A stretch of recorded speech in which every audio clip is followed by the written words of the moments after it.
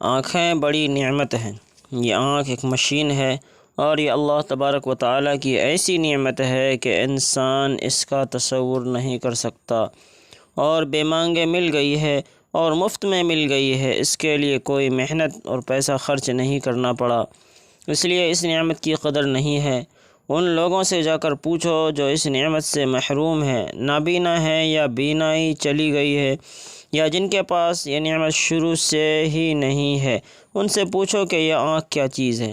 اور خدا نہ کرے اگر بینائی میں کوئی خلل آنے لگے اور بینائی جاتی ہوئی معلوم ہونے لگے تو اس وقت معلوم ہوگا کہ ساری کائنات اندھیری ہو گئی، اور اس وقت انسان اپنی ساری دولت خرچ کر کے بھی یہ چاہے گا کہ مجھے یہ دولت دوبارہ حاصل ہو جائے، اور یہ ایسی مشین ہے کہ آج تک ایسی مشین کوئی ایجاد نہیں کر سکا۔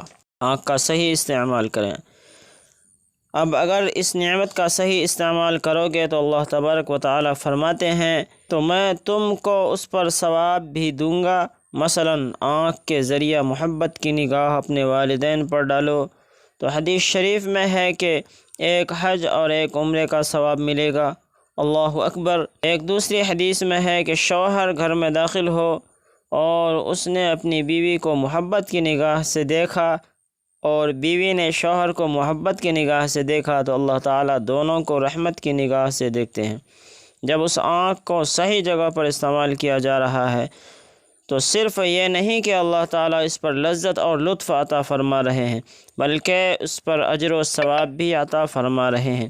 لیکن اگر اس کا غلط استعمال کرو گے اور غلط جگہ پر نگاہ ڈالو گے اور غلط چیزیں دیکھو گے تو پھر اس کا وبال بھی بڑا سخت ہے، اور یہ عمل انسان کے باطن کو خراب کر دینے والا ہے۔ اب اس بدنگاہی سے بچنے کا ایک ہی راستہ ہے، وہ یہ ہے کہ ہمت سے کام لے کر یہ طے کر لو کہ یہ نگاہ غلط جگہ پر نہیں اٹھے۔ اس کے بعد پھر چاہے دل پر آرے ہی کیوں نہ چل جائے لیکن اس نگاہ کو مت ڈالو۔ بس ہمت اور ارادہ کر کے اس نگاہ کو بچائیں تو پھر دیکھو کہ اللہ تبارک و تعالیٰ کے طرف سے کیسی مدد اور نصرت آتی ہے۔ حضرت تھانوی رحمۃ اللہ علیہ نے اس آنکھ کو بدنگاہی سے بچانے کی کچھ تدبیریں بیان فرمائی ہیں، وہ یاد رکھنے کی چیز ہے۔ فرماتے ہیں کہ اگر کوئی عورت نظر آئے اور نفس یہ کہے کہ ایک دفعہ دیکھ لے، کیا حرج ہے، کیونکہ تو بدفعلی تو کرے گا نہیں۔ اس لیے شیطان کا دھوکہ ہے، وہ کہتا ہے کہ دیکھنے میں کیا حرج ہے۔ دیکھنا تو اس لیے منع ہے تاکہ انسان کسی بدفعلی کے اندر مبتلا نہ ہو، اور یہاں بدفعلی کا امکان ہی نہیں، اس لیے دیکھ لو، کوئی حرج نہیں۔ حضرت والا فرماتے ہیں کہ یہ نفس کا مکر ہے، فریب ہے، اور اس کا علاج یہ ہے کہ اس پر عمل نہ کیا جائے، اور چاہے جتنا بھی تقاضا ہو رہا ہو نگاہوں کو وہاں سے ہٹا لے۔ حضرت یوسف علیہ السلام جب اس آزمائش میں مبتلا ہوئے تو انہوں نے بھی یہی کام کیا کہ اپنی طرف سے کوشش کی، ہمت سے کام لیا۔ چنانچہ جب زلیخا نے چاروں طرف دروازوں میں تالے ڈال دیے اور حضرت یوسف علیہ السلام کو گناہ کی دعوت دی، اس وقت حضرت یوسف علیہ السلام اپنی آنکھوں سے دیکھ رہے تھے کہ دروازوں پر تالے پڑے ہوئے ہیں اور نکلنے کا کوئی راستہ نہیں ہے، مگر حضرت یوسف علیہ السلام دروازوں کے طرف بھاگ پڑے۔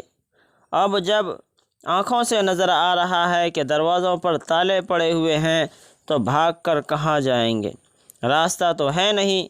اپنے اختیار میں تو اتنا ہی تھا کہ دروازے تک بھاگ جاتے۔